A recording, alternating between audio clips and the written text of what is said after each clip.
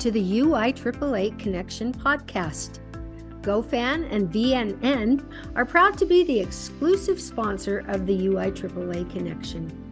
Now a combined company, GoFan and VNN provide a seamless integration for digital ticketing and athletic websites. Direct your fans to one place for all your athletic events, communications, and tickets to home and away games. Thank you to GoFan and VNN for their exclusive sponsorship of the UIAAA Connection. Welcome back to another edition of the UIAAA Connection. I'm your host, Mark Hutch Hunter. Today we have as our special guest, Dan Armstrong, recently retired athletic director from the state of Indiana. Welcome to the podcast, Dan. Oh, also certified master athletic administrator. Didn't want to forget that. Welcome. Hey, thanks for having me on. I appreciate you. Let's have you begin by sharing with our audience where you grew up, where you went to college, your first job, etc. Well, I grew up on a farm in Western Ohio, in the middle of the state. I was actually right on the border with Indiana and Ohio. The town that was nearest to us was actually both states, and I grew up in a world that had 2 time zones, 2 fire departments, 2 mayors, all of that. So I graduated from a really small high school, and I was a part of the second largest class in that high school of 92 graduates. So I was from a small school. So, I was looking to go to a college that was a little bit smaller, just because I was used to that. Wanted to play sports. Went to Manchester College, which is now Manchester University in North Manchester, Indiana, and got a degree in a Bachelor of Science in Social Studies, secondary education, and immediately upon graduation, got a teaching job actually in January, because I graduated in December. Played 5 years of college athletics, went to college to play basketball.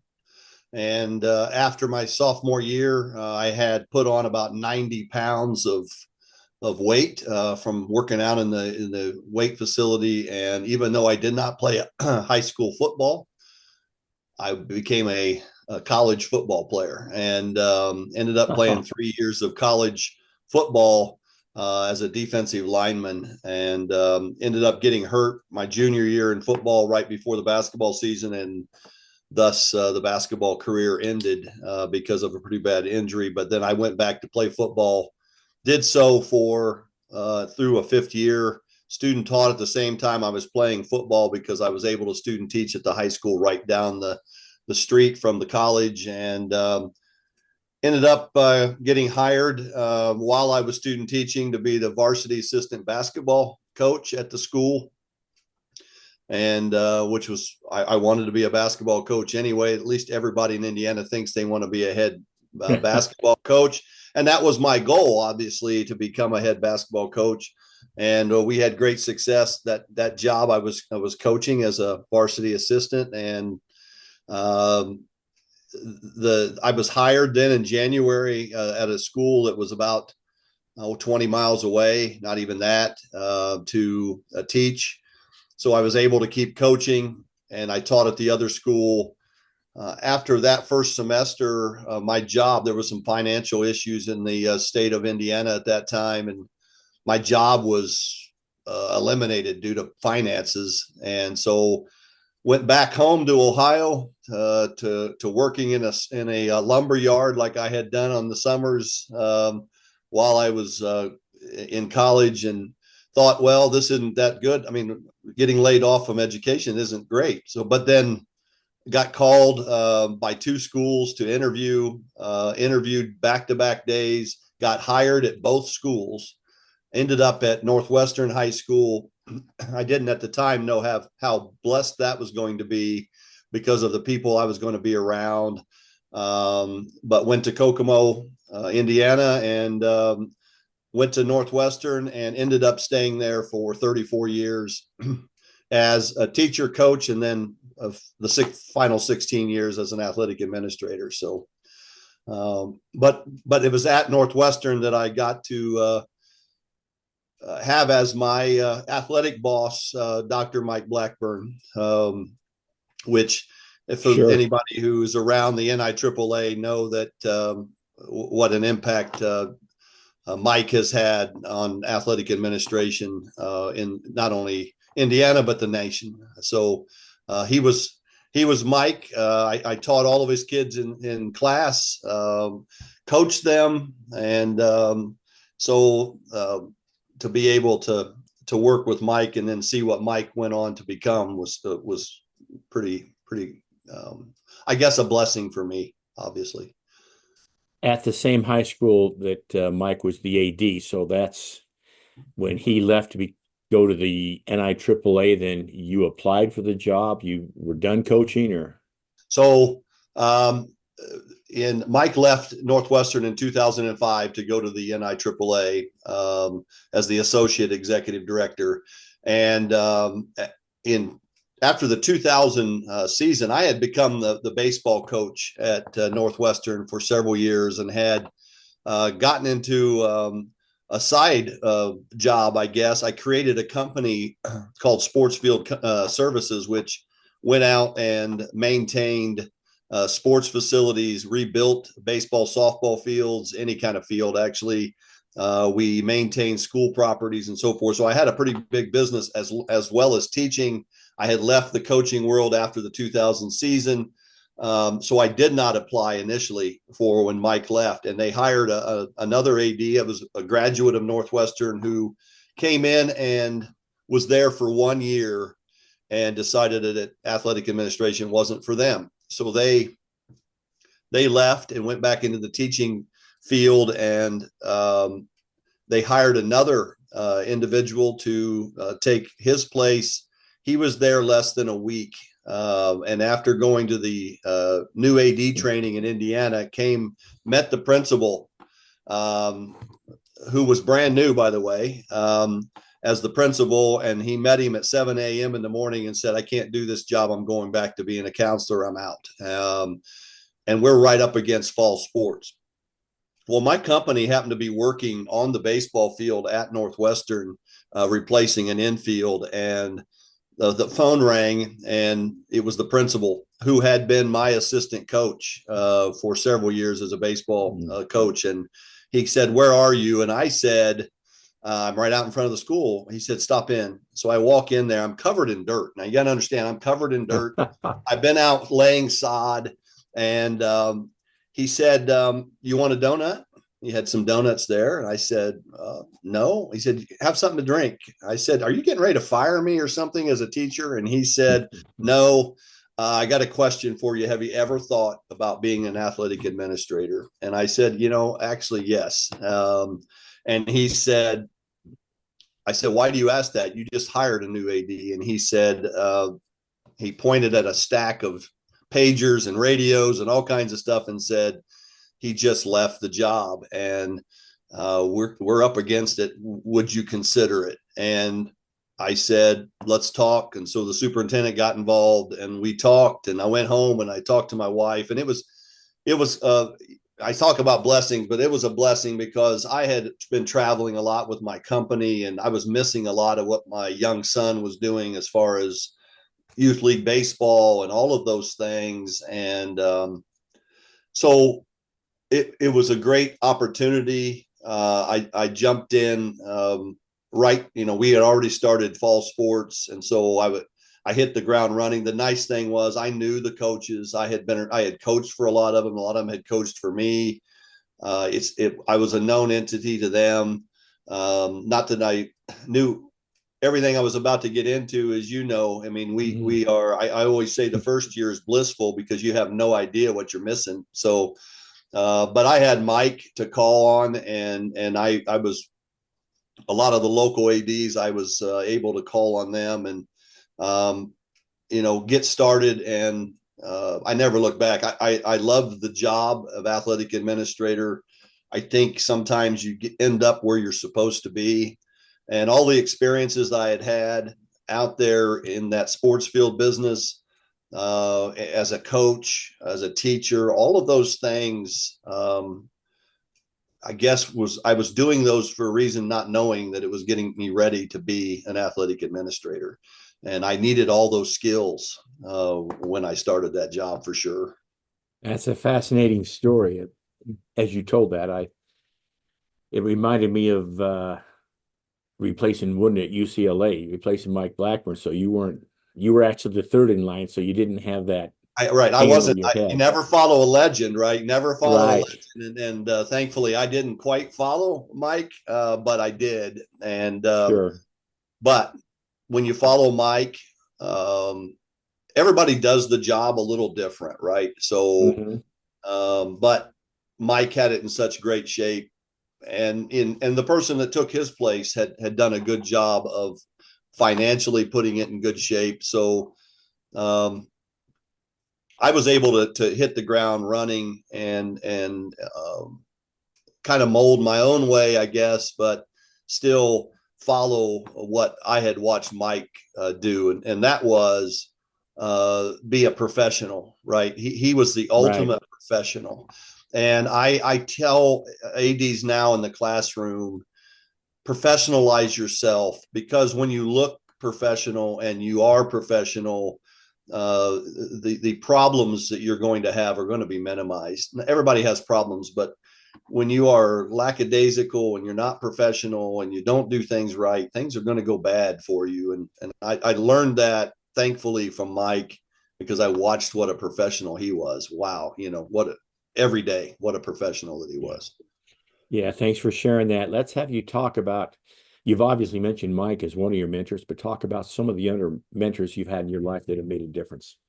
Well, as we grow through life, we have everything from family mentors to, church mentors to coaches that you played for that you took a lot from, because they instill it in you because you're around them all the time.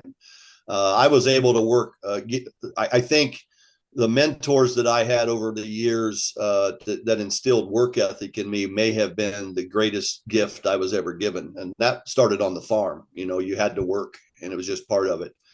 But watching people work and knowing that if you treat people right and you work hard, things are going to go good for you. But, I think as I got into my professional life, the mentors, we talk about Mike, but I've been able to have so many other mentors, coaches that I coached against locally. But then as I got into the world of athletic administration and got involved in the IIAA and then the NIAAA, the people I have been able to be around, frankly, it's amazing. I mean, Bruce Whitehead leaving the NIAAA, retiring, and then coming back and deciding to be the executive director of the IIAA. And then I get to work side by side as I worked up through, the leadership of the IIAA. And of course, Mike, but then Don Bales is another one that I worked with closely from the state of Indiana that just has had a huge impact on me. But and I would say as people have been the most influential, the people I have coached with, the people I led as coaches, I learned from them as much as I hope they learned from me. And then the people I was around in the II and NIAAA, I'm blessed to have those kind of people to mold me as I go on through life. Even though I'm retired, I'm still around some amazing people through this organization. It's just incredible. Yeah, thank you. Let me ask you a little bit of a personal question here, Dan. What's your biggest failure or disappointment in life, and what did you learn from it? I think as I initially, when we were talking about becoming, I thought about that question. What is the biggest failure? That's a hard question sometimes. How did I fail? I try to think, we all try to think we didn't fail that badly. I think the biggest failure I had in the job of athletic administrator, when I initially took the job, I didn't understand how much communication had in the job, right? So I may have communicated with some coaches, but I didn't communicate with all of the stakeholders as well as I think I should have. And sometimes I made decisions before I communicated those. And sometimes early on, you get smacked back a little bit because of those failures. And once I learned, and I've taken this to heart, I believe that almost every problem is a problem because of a lack of communication. And I learned from those failures early on to communicate as well as I should have. Communication's everything. And I would tell anybody that's in any job, if you communicate well, you're not going to have the problems. If you fail to communicate to all stakeholders, you're going to struggle. And it's just that simple. And I did that early, and I learned very quickly, nope. And I thought back, how was this done before? Was there communication? Yes, there was. I got to do this better. So communication with coaches, communications with officials, communications with the fans, communications with everybody involved. And I prided myself in doing that throughout my career from that point on. I think it probably allowed me to stay in a lot longer than what a lot of people do. Excellent. Speaking about communication and the job of an AD, look back on when you first started years and years ago, 15 or more, and to when you left. And from your perspective, how is the job the same, or how has it changed? Well, first of all, it's the same because kids are the same, right? Kids are kids. We got to get it down to that. So we're at the bottom line is how are we making it better for kids? But I think today's athletic administrator is really facing a lot of pressures. One, politically, there's a lot of pressures in a lot of states on the job. Secondly, there's a lot of pressure from outside of interscholastic athletics on our athletes to take them away into other directions in club sports, travel, whatever you want to call it. And we used to be able to control that somewhat, but the municipalities have built a lot of infrastructure around the country to allow that to happen. And so we've got that pressure, the pressure of officials. Nationwide, we have a shortage of officials that's getting worse by the day. And so we have a lot of challenges, but I think the biggest thing right now that's facing athletic directors is in a lot of these states, transfer rules and NIL, some of these things that are going to pressure athletics to, can we keep it the same as we have it now, right? Are we going to be able to keep it in the same model? When a state is forced by a legislature to open up transfers to where we have no control over that, what impact does that have, not only on your athletes, but what impact does that have on your school if athletes begin to leave, if you don't do things just like they wish for it to be done? And will that make specialization even worse than it is? I think those are big pressures on athletic administrators. And of course, funding. Some states, our state here in Indiana, we have to find ways to fund athletics. The only thing we can use tax money for is our facility and for payment of coaches, but everything else, jerseys, all that has to be what walks in the doors. And that's a heavy pressure when attendance is down. Unless you're really good, attendance is down from where it was when I first started. I think back to our crowds. We've had a really good basketball programs, and we had some big crowds that helped offset some financial issues that some people face now. So I think there's a myriad of issues that we're under attack a little bit. ADs are going to have to, some of them say, well, I don't want to be political. Well, you don't have to be political, but you have to be aware of what's going on around you so that you can stay 2 steps ahead. When I was a baseball coach, you are always trying to be 2 and 3 innings ahead of the game. What am I going to do? What's my next move going to be? And how am I going to do that out?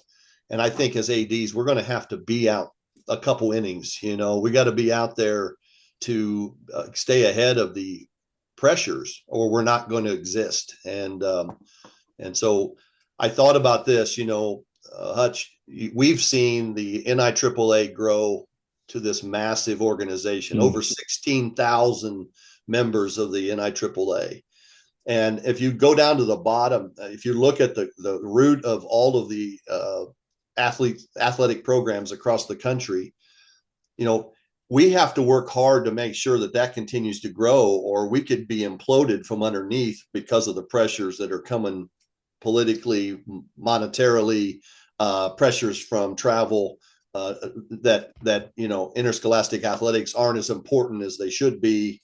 to people, and playing for that school, that jersey, that name on the jersey is as important. We got to make sure it is to kids, or all of that we've built. We've got the best education for ADs. We've got a great organization. We've got all these things, but we're going to have to make sure we maintain that to keep all of that going. As much as it's grown, we got to make sure we continue to fight the fight down low, or those things will go away as fast as we got them, right? And I think it's that important that we continue to fight that fight. Absolutely. That's some great insight. So let me ask you, Dan, to tell our audience, your journey began with the IIAAA, and then you got involved, obviously, in the NIAAA. I want you to go specifically nationally. Obviously, you're a course chair and a member of another faculty. And so in your answer, talk about that also, and that journey and the rewards that it's brought you. You know, I early on, I asked an AD that was in our district. The IIAAA is divided into 6 districts, and I'm in District 2. And I had asked one of the members of the District 2 if I could get involved. I said, anytime there's an opportunity, I'd like to get involved. And so I'm going back to about 2009, 10, somewhere in there. And so little did I know that conversation was going to lead me, because quickly I became the membership director of that district. Then I became the junior director, then the director, in a course of 3 years. And I stayed in that position for a couple years. And then I had also with professional development, I had said, look, I want to get involved. And we had our professional development coordinator get called to service at the IHSAA, and she became an assistant commissioner, and the job became open quickly. And she called me and said, do you want it? I said yes, having no idea what I was saying yes to in reality. 2 weeks later, I was at the Professional Development Coordinators Conference in September of 2014, and I've been in that position ever since. But in the meantime, I also had sought the second vice president's position at the IIAAA, and was fortunate enough to get in that position.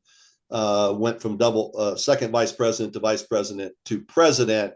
Little did I know when I became president in 2019 that we were going to go into COVID. Then I stayed because it was so deranged during that time, as we know. I stayed in as president. Meanwhile, I had asked, while I was in leadership, to keep the professional development coordinator position, because I was passionate about professional development and wanted it to stay. And certainly during COVID, wow, did we ever use that? I mean, people were just, how can I get educated, any which way they could do to keep their time occupied. And so I spent a lot of time with that.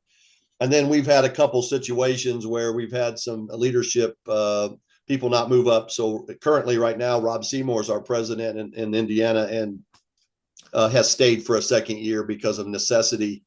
And so I have what was supposed to be a 6-year commitment starting as second vice president. I'm now in year 8 as a past president, and which is fine. But yeah, so it is I laugh when I talk to Dave Preheim, who's the guy that started me on all of this journey. I say, that gift is just keep giving that I asked for back on all those years ago. But that led me as professional development. I wanted to get involved. So in 2016, I was able to, and then I talk about blessings. I got another blessing by being placed on the legal issues faculty by the NIAAA.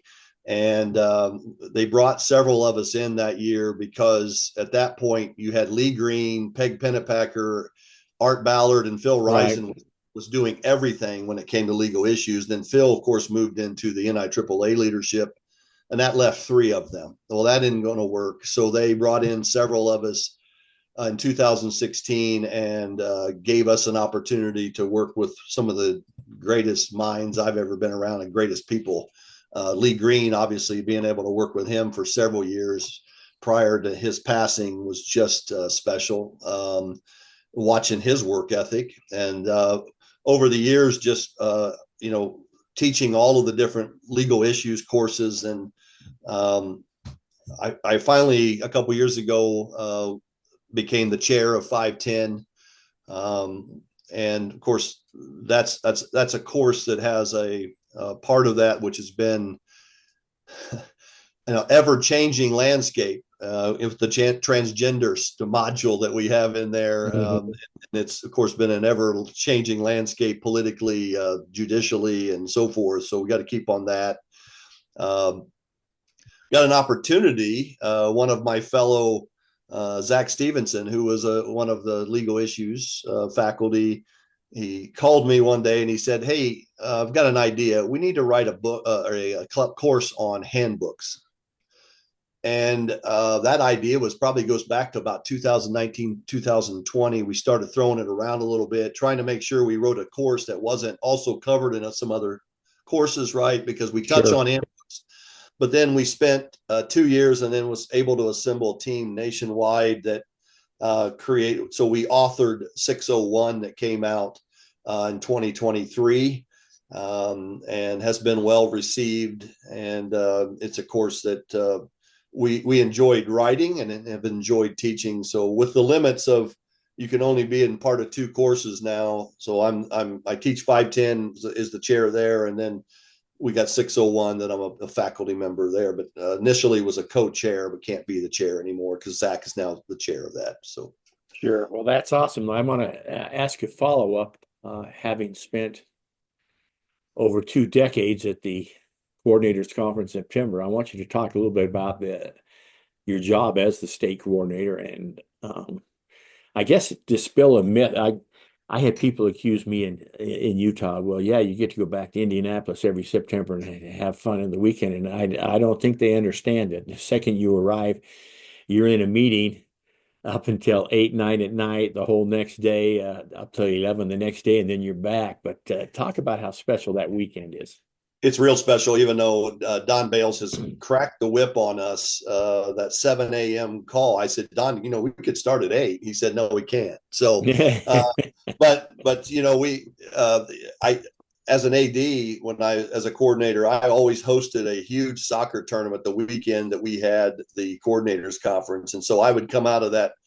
I would get somebody to finally replace me, and about mid-afternoon, I would run to Indianapolis. Thankfully, it was in Indianapolis because I could drive down but you immediately are going right into a meeting, and you stay in meetings, and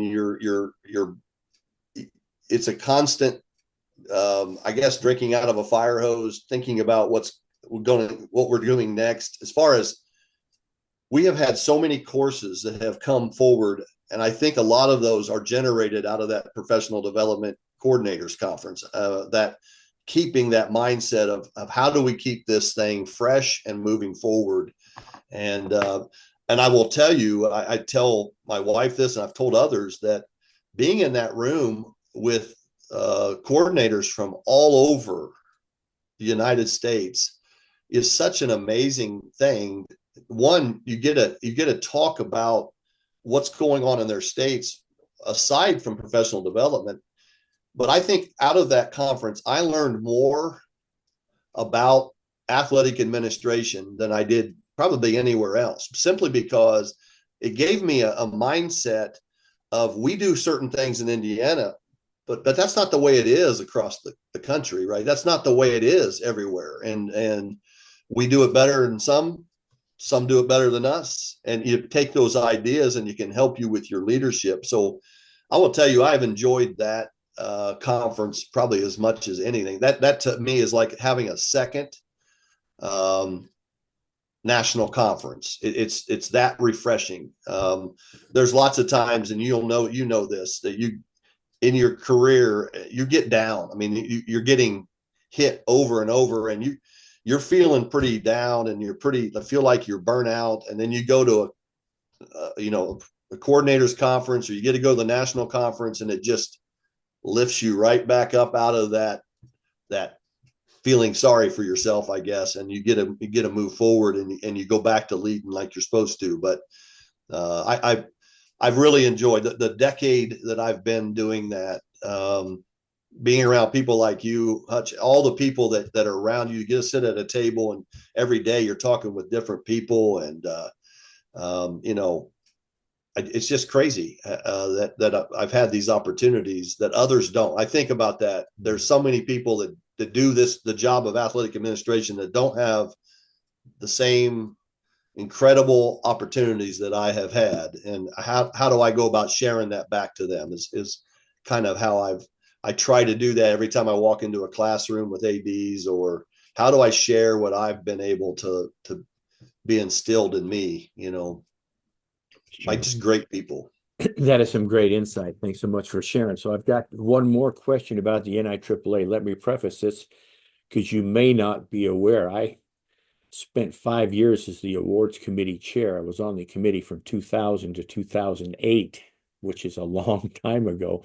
So now, since I'm invested in that, I want you to talk about your time serving on the awards committee, because I know in addition to everything else you do at the national conference, you're on that committee.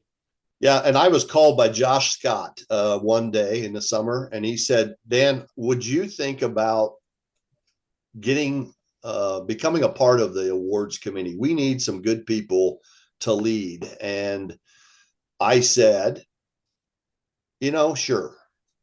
I didn't know what that answer really was committing me to, as you know.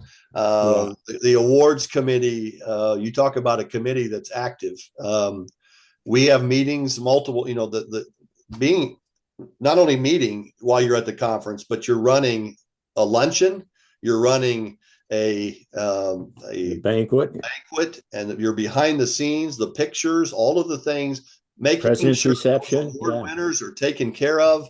And again, I'm going to take it another way. Yes, it's a lot to do, and yes, it keeps you busy. And if you're teaching and you're doing all the things, you don't have a moment to rest. But being a part of that, there's the great people that are there too. You've got all these people that I've got some great friends because of that awards committee, and just great people. And then getting to serve those people who are getting given the awards that have earned those, and being around those. And we all have a place that we know. I was a history teacher, so I like the fact about the history part of things, and to watch people that come in and that are being placed into the Hall of Fame, that you get to talking to them and find out what it is they accomplished, and then you're sitting there watching what they were and what they did. And I just love that. I don't have a problem being on the awards committee, because in fact I love it, because I always loved the banquet, right? I enjoyed the banquet. I've always enjoyed that. I can't imagine going to the conferences and not going to the luncheon and not going to the banquet, right? I think being there and celebrating those people is an incredible thing to do. So yeah. That's you mentioned that. I will share this story quickly, even though this is your podcast. So it's got to be 2006 or 7 or maybe 8. I can't even remember. But it's when I was the chair of the committee, and it was one of those years. Phil Rising was winning an award, and that's when I first met Phil. So close to 20 years ago, and I take pride in this. I think that's when he first came up, when I first called him the Bad Moon Rising. And so that hearing stories about the awards committee is great. So let me have you share your thoughts about the most recent national conference in Austin. Well, it was a special one for me. Obviously, I got being placed into the NIAAA Hall of Fame. Certainly. Which, when you get that letter, you think that isn't real, because I don't belong there, right? That's how I think of all those other people as belonging there. But to make it more special, and it's going to be probably the most memorable of all of my great conferences of over all those years that I've been there. But to be inducted into the Hall of Fame, and then right behind you is Mike Blackburn, who was my mentor. Sure. And to have his family there and my family there, and to be able to celebrate that moment, that's not, whether it means anything to anybody else, it meant a lot to me for sure. And so I still would tell him, I don't believe I belong in the same spot as him, simply because I value what he has done. But so from the conference, this past conference, first of all, I liked the place. I liked Austin. I thought it was well done. I thought the facility housed us well, and the stuff around it, all the restaurants and so forth, was a neat place to be. My family enjoyed being there, and I really, even though the conferences I work, I've always gone to work and to teach and to be a part of it and make it happen. This one was special. It was a special one simply because of the class of people that I got inducted with, not just Mike, but the whole class was incredible. And just to sit and talk with those people was just such a wonderful thing. And so, yeah, this was a special conference for me, and I will always remember this one. So. Yeah, thank you. Thank you for sharing that. And yeah, that Hall of Fame is a special thing. So appreciate your thoughts on that. Let's finish with a couple of questions, Dan. The first one being, you've got 2 suggestions for a brand new AD, and they need to follow Dan's suggestions in order to be a success. What would those 2 suggestions be? Number 1, get a mentor. Number 1, get your somebody you can bounce, even if you just have to vent. Pick up the phone and vent with somebody. You need that. And number 2, and I say this to them, you have got to get in and educate yourself as quickly as you can. And we provide that. Obviously, the NIAAA provides that information, but just get it all over you. And the first thing I tell new ADs, this is not a job. If you think this is a job, you're mistaken. It is a lifestyle. You better be willing to get this all over you and jump into the concrete with both feet, because you're either going to make it or you're not. And so you might as well get it all over you and get really good at it really quick. So get a mentor and get the education and get it all over you, because it's a lifestyle. Great advice. We'll finish with this. Dan, what questions should I have asked you that I failed to ask you? You ask them all, my friend. You did not disappoint. No, I don't know what you could have asked me that was more, I love the job of athletic administrator. I eventually wore out and needed to go a different direction after a lot of years, but I still loved it. I still love it. Obviously, I'm still active and trying to get the next generation of ADs to be educated, and I'm still a part of it because I enjoy the people so much. But it's been quite a ride. It's kind of quick. It seems like it was awfully quick, Sure. Somehow I woke up and I was older than I was supposed to be. So. And with that finishes this edition of the UIAAA Connection. Again, our special guest today has been Dan Armstrong, Certified Master Athletic Administrator, as you just heard, recent inductee into the NIAAA Hall of Fame, and retired AD from Northwestern High School in Kokomo, Indiana. Dan, thanks so much for being on the podcast. Thanks, Hutch. We'll see you soon. For our listeners, we hope you tune in again next week for another edition of the UIAAA Connection.